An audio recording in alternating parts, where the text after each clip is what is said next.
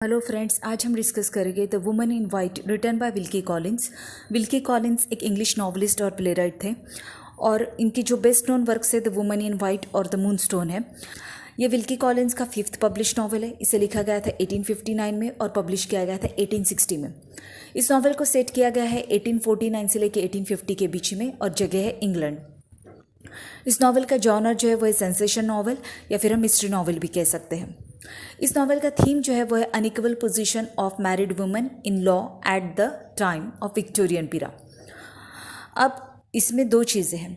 एक तो इसके थीम में इंक्लूड होता है, पहली बात तो यह है कि विक्टोरियन पीरियड में हस्बैंड जो है वो बहुत ही इजीली, क्योंकि उस टाइम पर कोई मेडिकल टेस्ट करवाना कंपलसरी नहीं था पागल खाने में किसी को एडमिट करवाने के लिए, तो औरतों को जो है वो बहुत ज़्यादा पैमाने पर जो ल्यूनाटिक असालम में पागल खाने में एडमिट कर दिया जाता था। अगर हस्बैंड को किसी भी वजह से छुटकारा चाहिए वाइफ को, तो वो मेंटली डिस्टर्ब बोलकर उन्हें एडमिट कर देते थे। उस टाइम पर कुछ स्ट्रिक्ट लॉज नहीं थे। दूसरी चीज़ ये होती थी कि वाइफ की प्रॉपर्टी जो उसकी डेथ के बाद में ऑटोमेटिकली हस्बैंड को मिल जाती थी। तो ये रूल था जिसका मिसयूज़ करते थे हस्बैंड्स। तो इन दो चीज़ों पर बेस्ड ये नॉवल लिखा गया है। ओके, तो मिलते हैं इस नॉवल के इंपॉर्टेंट कैरेक्टर से। सबसे पहले वॉल्टर हार्टराइट। ये एक यंग लड़का है जिसकी उम्र है लगभग 28 साल और बाय प्रोफेशन ये एक पेंटर है। इसे रिसेंटली एक जॉब मिला है लिमरिज हाउस में, जो कि बहुत बड़ी प्रॉपर्टी है कम्बरलैंड में, जो कि नॉर्थ वेस्ट इंग्लैंड के एरिया में आता है। लॉरा फेयरली ये एक्सेप्शनली ब्यूटीफुल लड़की है, 20 साल इसकी उम्र है और लिमरिज हाउस की ये वारिस है। ये अनाथ है और इसके अंकल जो है वो इसकी तरफ ध्यान रखती है, उसके गार्डियन है। फ्रेडरिक फेयरली ये लॉरा के अंकल हैं। इन्होंने शादी नहीं की है, ये बैचलर है। ये बहुत ही सेल्फिश बंदा है, सेल्फ एब्जॉर्ब बंदा है। लॉरा का ये ठीक से ध्यान नहीं रख पाता है, ये उसकी रिस्पॉन्सिबिलिटी ठीक से उठा नहीं पाता है। एनी कैथरिक ये एक मिस्टीरियस वुमन है। ये हमेशा सिर से लेके पाँव तक सफ़ेद कपड़े पहनती है। जेन कैथरिक ये एनी कैथरिक की माँ है। सर पर्सिवल ग्लाइड ये इस नॉवेल का विलन है। ये लॉरा का हस्बैंड है। काउंट फॉस्को ये एक मेंबर है इटालियन सीक्रेट ऑर्गेनाइजेशन का और ये पर्सिवल ग्लाइड का दोस्त भी है। मैरियन ये लॉरा की हाफ सिस्टर है। प्रोफेसर पेस्का ये वॉल्टर हार्टराइट के दोस्त है और ये इटालियन पढ़ाते हैं इंग्लैंड में। ये मेंबर है इटालियन सीक्रेट ऑर्गेनाइजेशन के, उसी ऑर्गेनाइजेशन की जिसका काउंट फॉस्को भी मेंबर है। इलिनोर फॉस्को ये काउंट फॉस्को की वाइफ है और लॉरा की आंटी भी है। अब बढ़ते हैं इस नॉवल की समरी की तरफ। नॉवल की शुरुआत होती है 1850 का वक्त है, इंग्लैंड जगह है।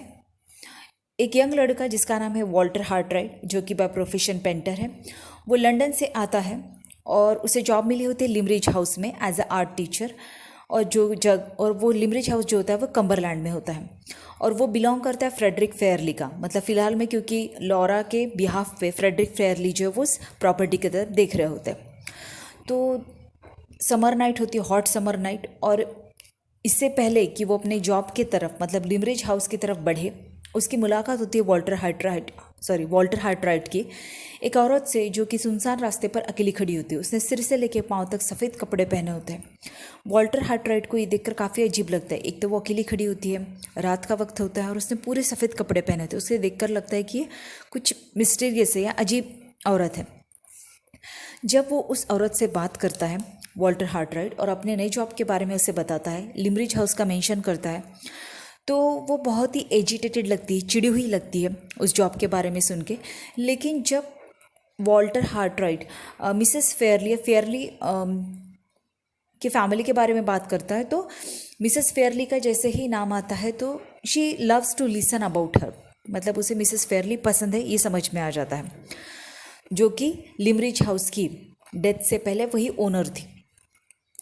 तो वॉल्टर क्या करता है कि उस लड़ी की मदद करता है एक कैब को पकड़ने में। वो कैब रुकवाता है उस लड़ी के लिए और जैसे ही वो लेडी उस कैब में बैठ के निकल जाती है, वहाँ पे दो लोग आते हैं उस औरत को ढूंढते हुए, जो कि सफ़ेद कपड़े पहने होती है। तो तब वॉल्टर हार्टराइट को पता चलता है कि ये पागल खाने से भागी हुई है ये लेडी और ये दो आदमी जो ये इसी को ढूंढ रहे हैं। खैर इसके बाद में वो लिमरिज हाउस पहुँचता है। वहाँ पर उसकी मुलाकात होती है लॉरा फेयरली से और मैरियन हालकोम से। तो ये मिसेस फेयरली की बेटी होती है। ओके, तो लॉरा, फ्रेडरिक और मैरियन, इन तीनों से वहाँ पे वॉल्टर हार्टराइट की मुलाकात होती है। उस टाइम पे वॉल्टर जो है वो मैरियन को बताता है कि उसने अभी अभी एक बहुत ही विलक्षण औरत उसे मिली थी जो कि सिर से लेकर पांव तक सफ़ेद कपड़ों में थी, और लंदन में मैंने उसे देखा। एनी कैथरिक का मेंशन जो है वो मैरियन को याद आता है कि उसके माँ के लेटर्स में था, तो वो थोड़ी कन्फ्यूज़ हो जाती है। मैरियन जो है वो जब वो लेटर में एनी कैथरिक का नाम है ये जब उसे याद आता है तो उसे पता चलता है कि एनी कैथरिक और लॉरा में जो काफ़ी सिमिलैरिटी है। और वॉल्टर हार्टराइट जब लॉरा को देखता है तो वो भी यही कहता है कि वो औरत जो थी वो काफ़ी लॉरा से सिमिलर है, तो उससे भी कन्फ्यूजन होता है कि भाई ये रिजेम्बलेंस कैसे पॉसिबल है। तो उस टाइम पर मैरियन को क्योंकि पता होता है कि वो एनी कैथरिक है, थोड़ी कंफ्यूज भी होती क्योंकि उसके माँ के लेटर्स में उसका मेंशन होता है। और मिसेस फेयरली जो है उसको भी एनी काफ़ी पसंद होती है क्योंकि वो लॉरा की तरह दिखती है। अब धीरे धीरे जब वहाँ वॉल्टर हार्टराइट सेट होते जाता है तो लॉरा और वॉल्टर के बीच में लव डेवलप होता है। लेकिन कुछ दिनों बाद में वॉल्टर को पता चलता है कि लॉरा तो ऑलरेडी इंगेज्ड है, उसकी एंगेजमेंट हो चुकी है पर्सिवल ग्लाइड से और उसकी शादी होने वाली है, जो कि ओनर है ब्लैक वाटर पार्क का हैम्पशायर में, और वो एक वेल्दी और रेप्यूटेड बंदा है। तो जैसे उसे इस एंगेजमेंट के बारे में पता चलता है तो काफ़ी दुखी हो जाता है, और लॉरा जो है वो किसी भी कीमत पे इस एंगेजमेंट को नहीं तोड़ना चाहती, भले उसे वॉल्टर पसंद है, क्योंकि उसके पिता ने अपनी मौत से पहले इस एंगेजमेंट को फिक्स किया था। तो अपने पिता की आखिरी इच्छा पूरी करने के लिए वो पर्सिवल से शादी करने के लिए तैयार हो जाती है। तो इसके बाद में ये वॉल्टर जो है वो उस घर को छोड़ के सेंट्रल अमेरिका की तरफ निकल जाता है। अब ये लॉरा जो है इसे एक्चुअली पर्सिवल पे शक होता है कि मतलब कुछ गलत या कुछ सिनिस्टर काइंड ये बंदा है, कुछ गलत काम ये कर रहा है या कर चुका है, इसके बैकग्राउंड में कुछ प्रॉब्लम है, ऐसा लॉरा को लगता है। मतलब उसका कनेक्शन एनी कैथरिक से है, ऐसा लॉरा को लगता है। लॉरा को पता होता है कि एनी कैथरिक जो है वो असालम में है, पागल खाने में है, और उसके पीछे पक्का पर्सिवल है, ऐसा लॉरा को लगता है। लेकिन जब वो इसके बारे में पर्सिवल से बात करती है तो उसे कुछ ना कुछ एक्सप्लेनेशन दे देता है रिगार्डिंग एनी, और एक मैरिज कॉन्ट्रैक्ट भी बनवाता है ये पर्सिवल, जिससे उसे बहुत ज़्यादा बेनिफिट होने वाला था है और लॉरा को नुकसान होने वाला था। लेकिन फिर भी इन सब के बावजूद ये जब कॉन्ट्रैक्ट के बारे में लॉरा और मैरियन को पता चलता है, दोनों बहनों को, तो दोनों काफ़ी अपसेट हो जाती है, लेकिन अल्टीमेटली ये शादी हो ही जाती है। अब ये जो लॉरा और पर्सिवल है ये शादी के बाद में 6 महीने तक गायब रहते हैं, मतलब इस नॉवेल में उनके बारे में हमें पता नहीं चलता है। 6 महीने बाद में वो वापस आते हैं ब्लैक वाटर पार्क में पर्सिवल के घर में रहने के लिए। कुछ दिनों बाद में मैरियन भी वहाँ जाती है अपनी सिस्टर को कंपनी देने के लिए। जब लॉरा और ये पर्सिवल वापस आ जाते हैं तो उनके साथ में एक कपल होता है। ओके, वो होता है काउंट फॉस्को और उसकी वाइफ इलिनोर। ओके, ये काउंट फॉस्को जो है पर्सिवल का अच्छा दोस्त होता है, और इलिनोर जो है वो एक्चुअली लॉरा की आंटी होती है, लेकिन वो कम्प्लीटली काउंट फॉस्को के इम्पैक्ट में होती है। वो सब कुछ काउंट फॉस्को का ही सुनती है, उसे लॉरा से कोई खासा लगाव नहीं होता है। अब ये जो पर्सिवल है ये काफ़ी अब्यूजिव और कंट्रोलिंग हस्बैंड होता है, और जब लॉरा की शादी हो जाती है तब उसे पता चलता है कि पर्सिवल कोई वेल्दी बंदा नहीं है, ये तो बहुत ज़्यादा फाइनेंशियली इसकी बुरी कंडीशन है, और वो लॉरा का पैसा पाने के लिए बहुत ही डेस्परेट रहता है कि कब मैं लॉरा का पैसा हथिया लूँ। अब फॉस्को जो है ये पर्सिवल का एडवाइज़र होता है, हेल्पर होता है, वो जो भी बुरे काम करता है उसमें फॉस्को उसकी मदद करता है। और ये लॉरा की जो आंटी है, मतलब फॉस्को की वाइफ, ये नज़र रखने का काम करती मैरियन और लॉरा पे कि इनके बीच में क्या बातचीत चल रही है, और वो कोशिश करती कि दोनों बहनें जो है वो ज़्यादातर वक्त अलग अलग ही रहे। लॉरा जो है वो एक बार एनी से मिलती है कोइंसिडेंटली, एनी कैथरिक से। तो एनी उस टाइम पर लॉरा को वॉर्न करती है पर्सिवल के खिलाफ, लेकिन वो सीक्रेट बताने वाली होती है पर्सिवल का, लेकिन वो नहीं बता पाती है। और ये जो पर्सिवल है ये जब देखता है कि लॉरा और एनी की मीटिंग हो गई है, मतलब दोनों आमने सामने मिली है, तो पर्सिवल को ये डर लगता है कि कहीं एनी ने उसका सीक्रेट तो रिवील नहीं कर दिया। अब मैरियन जो है उसको डाउट होता है कि पक्का ये फॉस्को और पर्सिवल मिलकर कुछ मतलब बहुत ही बुरा प्लान कर रहे हैं उसकी बहन लॉरा के खिलाफ, शायद उसे मार भी दे। तो मैरियन जो है वो लॉरा को ध्यान रखना चाहती है, उसका प्रोटेक्ट करना चाहती है, लेकिन अनफॉर्चुनेटली उस बहुत ज़्यादा बीमार पड़ जाती है मैरियन और कुछ नहीं कर पाती है। ये फॉस्को और पर्सिवल एक प्लान करते हैं। उनका प्लान ऐसा होता है कि वो लॉरा को ये विश्वास दिला देते हैं कि उनकी बहन जो है वो घर में नहीं है, ब्लैक वाटर में, वहाँ पर वो नहीं है, वो घर छोड़ के जा चुकी है लंदन। और वो लॉरा को बोलते हैं कि हम सब अभी लंदन जाएंगे तुम्हारे बहन से मिलने के लिए। लॉरा जो है वो मान जाती है क्योंकि मैरियन बीमार होती है तो वो लॉरा से मिलने नहीं आती है। तो लॉरा के साथ में वो लंदन जाने का प्लान करते हैं फॉस्को और पर्सिवल, और सोचते हैं कि फिर बाद में वो ये बता देगी कि लॉरा वहाँ पे बहुत ज़्यादा बीमार पड़ गई और उसकी डेथ हो गई, और वो ऐसा ही करते हैं। इसी बीच में क्या होता है कि एनी मिल जाती है और उसे वापस असाइलम में भेज दिया जाता है। जब मैरियन को ये बात पता चलती है कि लॉरा बीमार हो गई और उसकी लंदन में डेथ हो गई तो उसको भरोसा नहीं होता है। इधर एनी मिल चुकी होती है तो वो सोचती है कि क्यों ना मैं एनी से जाके मिलूँ, शायद उससे कुछ पता चल जाए। वो पहुंच जाती है पागल खाने और वहाँ पे एनी से मिलती है और उसे काफ़ी शौक लगता है ये देखकर कि वो एनी नहीं, उसकी बहन लॉरा ही होती है। वो उसकी मदद करती है वहाँ से भागने में और लॉरा और मैरियन जो है वो वहाँ से भागने में सफल हो जाते हैं।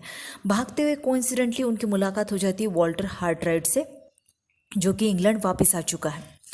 वॉल्टर सब कुछ सुनने के बाद में ये डिसाइड करता है कि अब वो लॉरा की जो आइडेंटिटी है वो रीइस्टैब्लिश करेगा कि लॉरा की मौत नहीं हुई है, और वो उसकी प्रॉपर्टी भी उसे दिलवाएगा और पर्सिवल को सज़ा भी दिलवाएगा।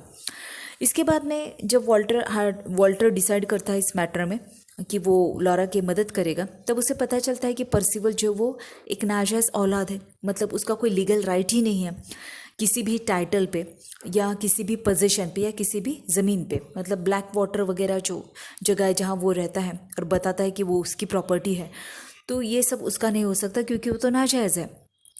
और ये पर्सिवल ने क्या होता है कि उसके पेरेंट्स का जो मैरिज का रिकॉर्ड होता है चर्च में, उसमें ये कुछ गड़बड़ी कर देता है। तो एनी की जो माँ होती है जेन कैथरिक, उसको ये सब पता होता है। पर्सिल के जो भी काले कारनामे होते हैं ये जेन कैथरिक को पता होते हैं। तो ये पर्सिवल को ये लगता है कि अगर जेन कैथरिक को मेरे बारे में पता है, मेरे काले कारनामे पता है, तो पक्का उसकी बेटी एनी को भी पता हो गया। इसलिए जेन कैथरिक की मौत के बाद में वो एनी को, जबकि वो पागल नहीं है, उसे पागल खाने में रखवा देता है, भेज देता है ज़बरदस्ती।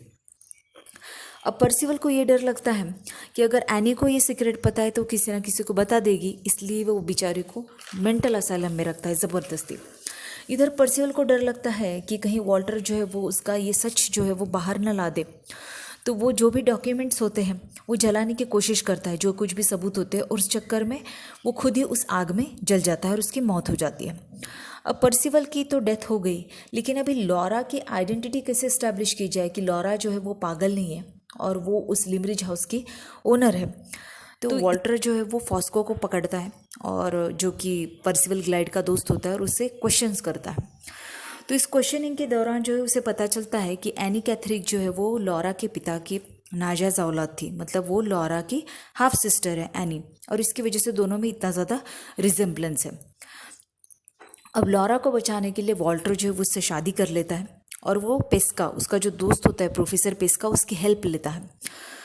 अब पेस्का और वॉल्टर ये दोनों मिलकर काउंट फॉस्को को पकड़ लेते हैं एक जगह पर और वो उससे क्वेश्चनिंग करते हैं, जिसके दौरान फॉस्को जो है वो पेस्का को देख के काफ़ी डर जाता है, क्योंकि पेस्का और फॉस्को ये दोनों सेम इटालियन सीक्रेट सोसाइटी के मेंबर होते हैं। और ये फॉस्को जो है वो हमेशा एक तरीके के डर में होता है क्योंकि उसने दगा दिया होता है इस ऑर्गेनाइजेशन को, तो इसलिए ये हमेशा डरता है कि उसे इस अपराध की सज़ा ना मिले, ऑर्गेनाइजेशन के मेंबर्स जो है उसे पकड़ के सज़ा ना दे दी, इसलिए वो हमेशा एक तरीके के डर में होता है। जैसे ही वो पेस्का को देखता है वो ठंडा पड़ जाता है फॉस्को, और उस टाइम पर ये जो वॉल्टर होता है ये उससे एक कन्फेशन लिखवा के लेता है फॉस्को से कि ये क्या प्लान था पर्सिवल का और उसका, और लॉरा जो है वो जिंदा है और वो लिमरिज हाउस की ओनर, और वो मेंटली जो है वो डिस्टर्ब पर्सन नहीं है, मतलब वो पागल नहीं है। तो इस तरीके से लॉरा की आइडेंटिटी जो है वो रिस्टोर हो जाती है उस कन्फेशन की वजह से। अब इधर एनी जो है उसकी मौत हो चुकी होती है तो उसे दफना दिया जाता है मिसेस फेयरली की कब्र के बाजू में, क्योंकि वो मिसेस फेयरली को बहुत ज़्यादा पसंद करती थी। और इसके कुछ समय बाद में लॉरा को बेटा होता है। उस टाइम पर ये वॉल्टर जो है वो अब्रोड ट्रैवल कर रहा होता है अलग अलग जगह पे। उसी बीच उसे ये पता चलता है कि फॉस्को की भी डेथ हो चुकी है। जब वो घर वापस आता है और उसे पता चलता है कि फ्रेडरिक फेयरली जो कि अंकल है लॉरा के, उनकी भी डेथ हो चुकी है, और अब लॉरा जो है वो लिमरिज हाउस की ओनर है, और लॉरा के बाद में उनका बेटा जो है वो लिमरिज हाउस का ओनर बनेगा। तो इस तरीके से इस नॉवल का एंड होता है। अगर आपको एनालिसिस अच्छा लगा हो तो don't forget to subscribe to the channel and hit the like button.